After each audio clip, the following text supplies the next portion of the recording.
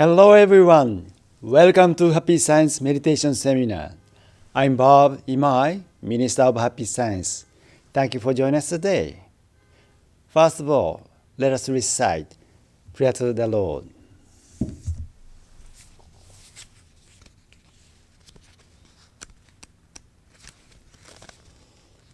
Prayer to the Lord. Our Lord, El Cantara, you are the source of all light, all power, all wisdom, and all love. May you give us light, give us power, give us wisdom, and give us love. O Lord, our Father, please protect this plant of love earth. Protect us from all evil, and open a future for us. O Lord, thank you for giving us light. We give thanks from the bottom of our hearts.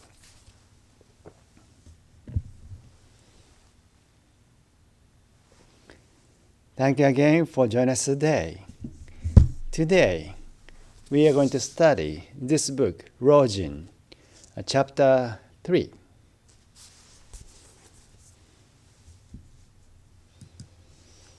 In this lecture, I will discuss various kinds of spiritual abilities. First, I want to introduce one of the most representative of these, spiritual sight. Most of you may know what spiritual sight is: the ability to see things that are not of this world. Specifically, it is the ability to see spirits or figures of spirits, or to peer into the other world.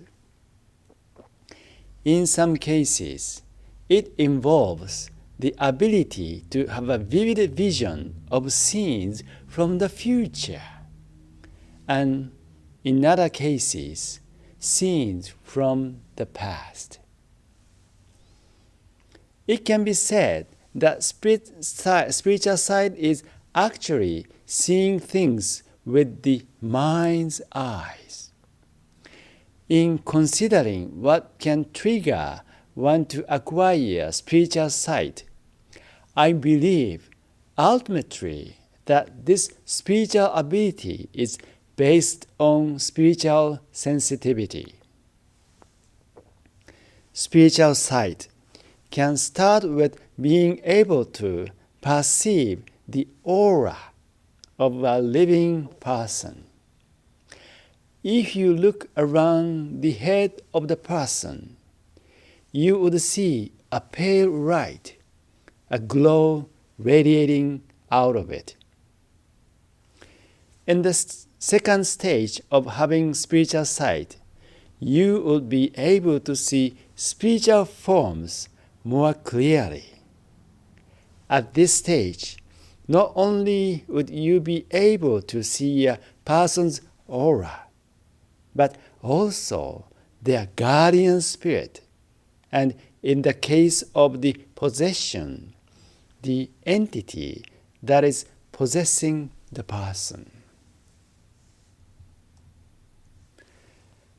At the third stage of spiritual sight, you would be able to see not only the forms but also be able to recognize the essence of any spirit.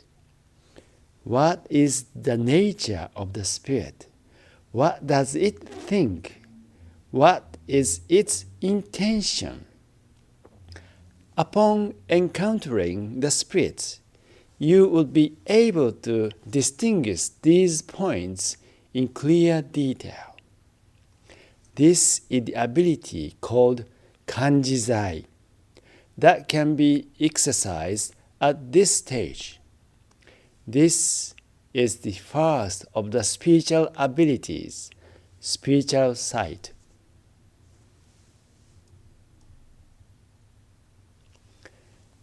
An ability that is often mentioned together with the spiritual sight is the ability of spiritual hearing or clairaudience.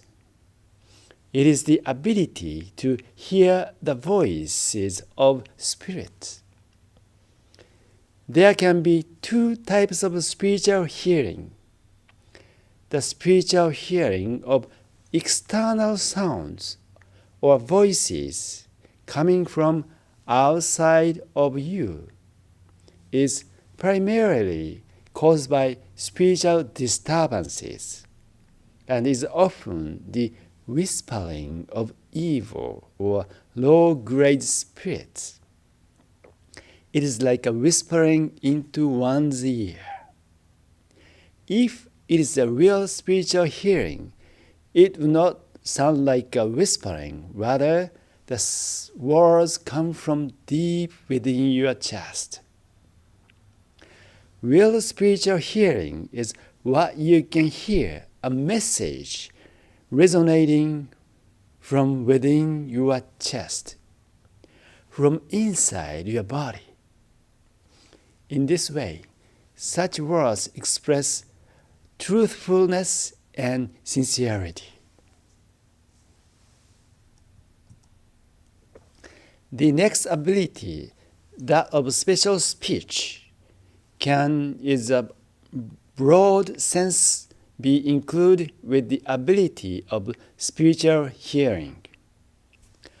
Master Oka has published a good number of the speech or message with various content. These interviews provide examples of a spiritual speech.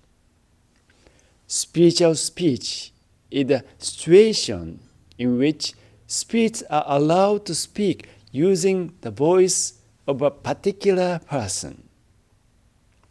There is also considerable level of difference in what is said by people with this spiritual ability.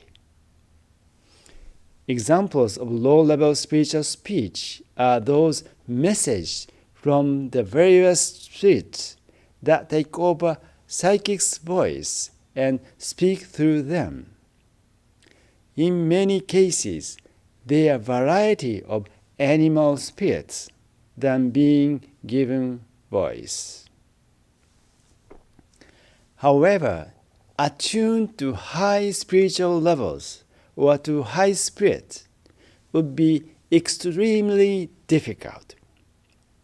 In order to receive a spiritual message from a high-level spirit, you need to have practiced a certain amount of spiritual discipline. I would now like to talk about spiritual dreams, a topic that is often discussed. When asleep, especially during deep sound sleep, human souls often slip out of people's bodies. During an 8-hour period of sleep, a person's soul can often travel to the spirit world for a few or 3 hours. When they do, people can have glimpses of the spiritual world. Therefore, normal people with no psychic ability want to make contact with the spirit world safe and reliably. Experiencing spiritual phenomena in dreams would be a relatively less risky way to do so. Then, how should one go about setting up a condition to have a spiritual dream? First of all, it'd be difficult if you have too many concerns in your mind before going to bed. Your state of mind before going to sleep is important. If the vibration of your mind are very disturbed at that time, you will likely become lost in the realm of hell after your soul slips out of your body. If your vibrations are in constant tune, your soul will ascend to the heavenly world.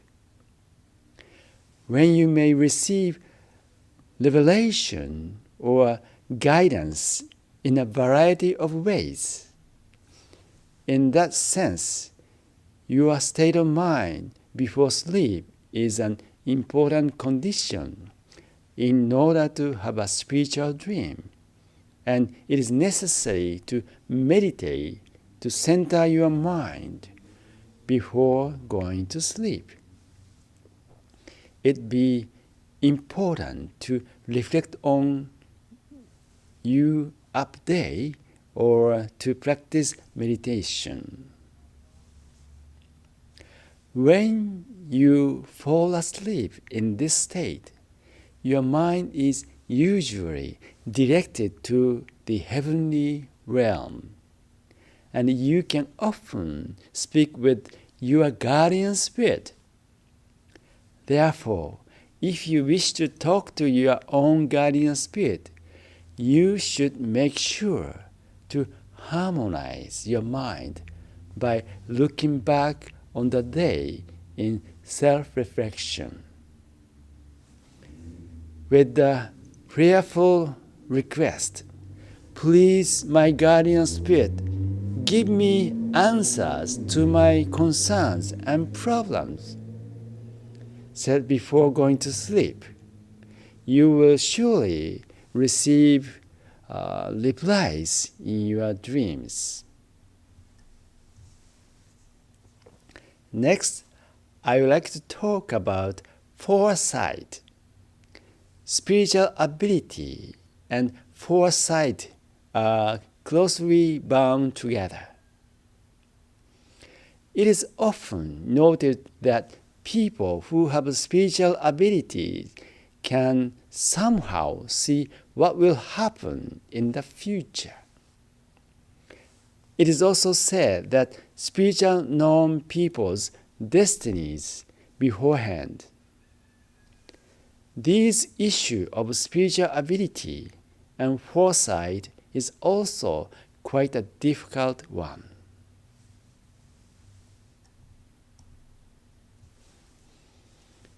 In the spirit world, there is no constraint of time.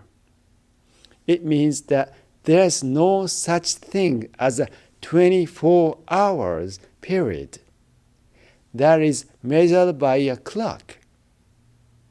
It is because a 24-hour day is determined by the time it takes for the earth to rotate. An important attitude regarding predictions is not to be fixed on the timing. If you receive some kind of future vision, you should just think that may happen in the future. It might be better not to expect to be more precise than that.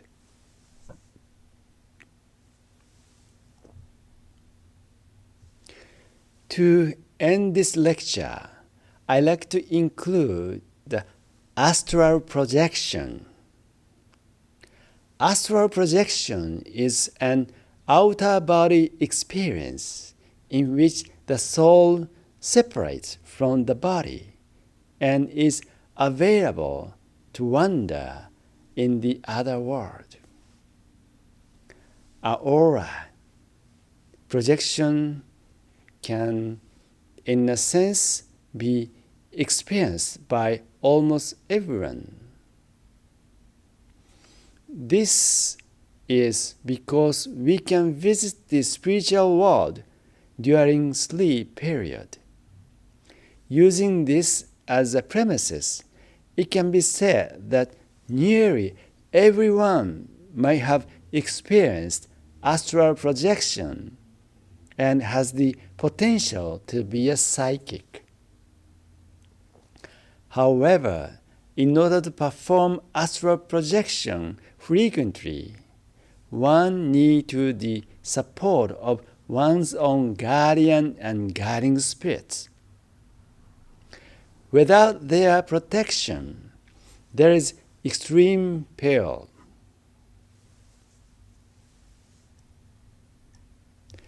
Now, what exactly happens when astral projection takes place? In most cases, you will be able to experience astral projection while in meditation. As you leave your body, you will be able to look down on it below you. Your body could be seen as similar to the shell of a cicada that has been shed. It is the experience of being able to look at another you.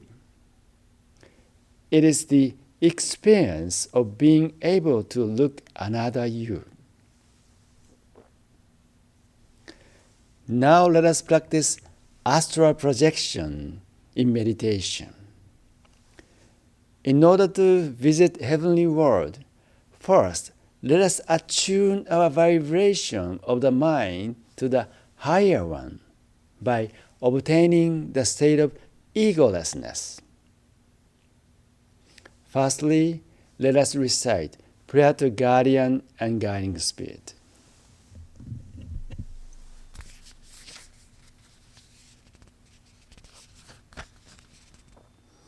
Prayer to guardian and guiding spirits. My guardian and guiding spirits, deep inside of me, you are the fountain of life, the light of hope, the source of wisdom, and the shield of courage. Every day may you help me develop my soul and refine my mind. Every day may you give me inspiration and show me the right path to follow. Please protect me from all evil and guide me in living a better life. For this I give my thanks.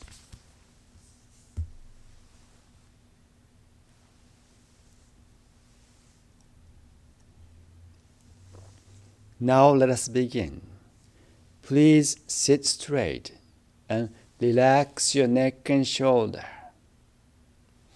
Close your eyes lightly and start breathing deeply. Try to calm your mind.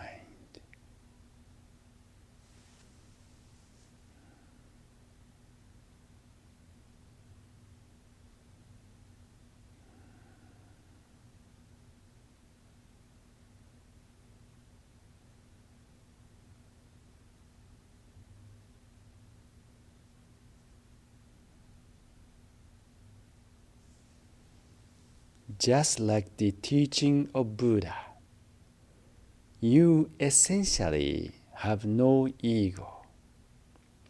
Nothing is of your possession.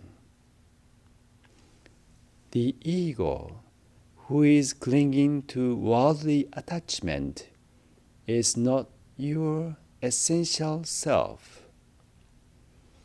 The essential self is a child of Buddha, and it is light of love. It is power that has no form. It is energy of love. That is your essential self. Your essential self is not this physical body, which has a head, arms, and legs. You essentially have no self, and nothing belongs to you. Therefore, we have no attachments. So the flames of our worldly desire cannot burn. All is peaceful. Now, please begin practicing the state of egolessness. Fill your mind with full of love for the people. Altruistic mind. Please practice egolessness.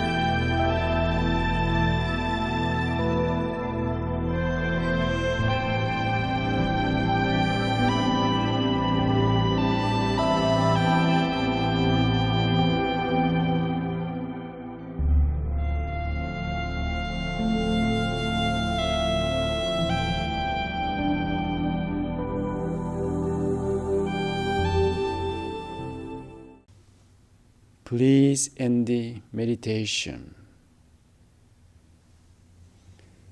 You must be ready for the astral projection. Now please follow the guidance of Master Oka.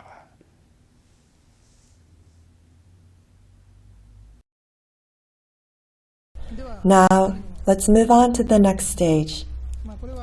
This is actually the meditation for astral travel, but not everyone can practice it immediately. Instead, I would like you to practice taking your mind on a trip back to the heavenly world. From ancient times, people have talked of a paradise, a fabulous, ideal world we all once knew.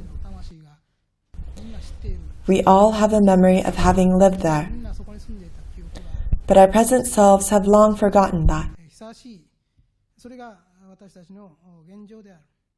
So let us leave behind this urban life, the life we live today, and imagine our home in heaven, a secret place in the mountains where nobody visits, a paradise with peach trees abloom with flowers. Let your eyes take in a panoramic view of this beautiful world. Gaze at the silver river flowing through the blue mountains under a clear blue sky, and hear the birds singing a fabulous symphony of sounds. Imagine this world of eternal bliss and happiness. Please sit tall with your back straight, but keep your shoulders and arms relaxed. Then calm your breathing again.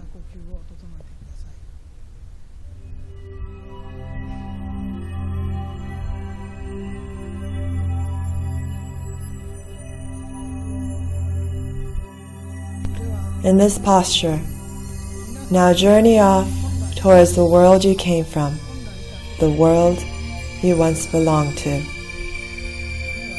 Keep your eyes half closed.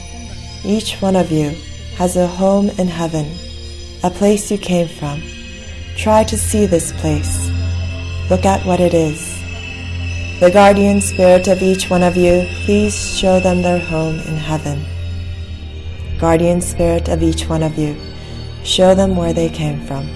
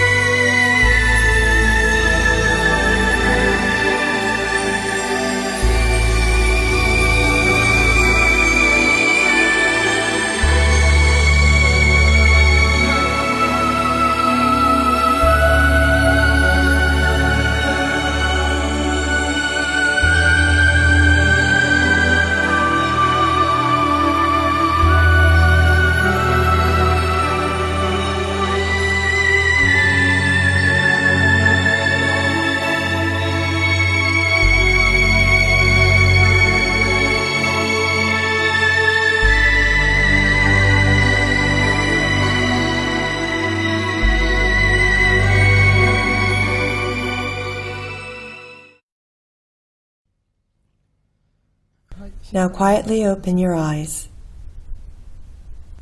How was your meditation? What kind of world did you see? I'm sure you were able to see something during meditation. In the world I saw, there was a large river flowing gently.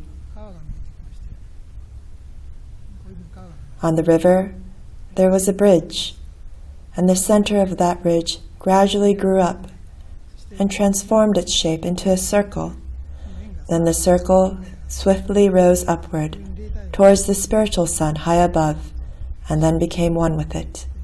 It got closer and closer to the sun until the two finally merged. This was the world I saw. What kind of world did you see? The more you practice this meditation, you will gradually become able to see the world where you once belonged to. Many of your friends are also there. You will be seeing them as well. So please try practicing this meditation. Going back to what Zen is all about, it is the way to experience travel back to the real world, while still living in this physical, three-dimensional world, and to learn that the world of enlightenment and bliss is the world in its original state. This, I believe, is the real purpose of Zen. During our physical existence, we are bound to the ground by many different chains.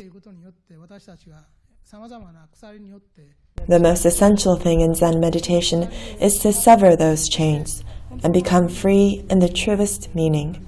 As the words emptiness or nothingness describe, it is to remove ourselves from the constraints of this world.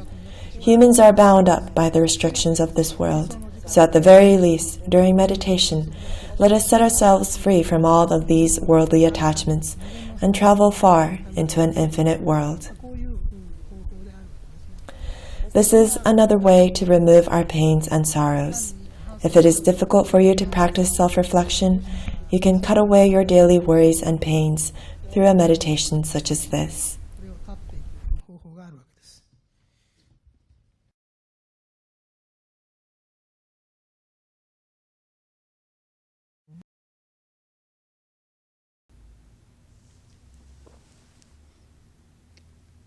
Thank you, Master Okawa.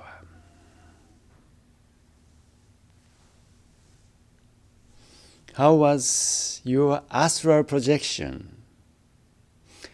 In conclusion, I would say that spiritual abilities are experiment and serve as clues to inform people about the real world. In this sense, they are meaningful. On the other hand, it is also true that there are risks involved when dealing with them, as you may have learned from experiences.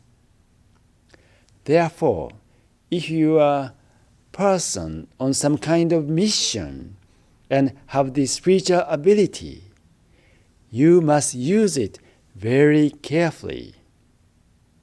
You have to live your life doing work with the utmost effort while maintaining humble attitude. You also need to be mindful of living a lifestyle that would be a great example to many other people. Only then would you be able to make use of your spiritual abilities. This attitude would lead to Rojin, the mystical power, which I will discuss in the next lecture. Thank you for joining us today, and we will see you next week. By that time, bye-bye. Salam.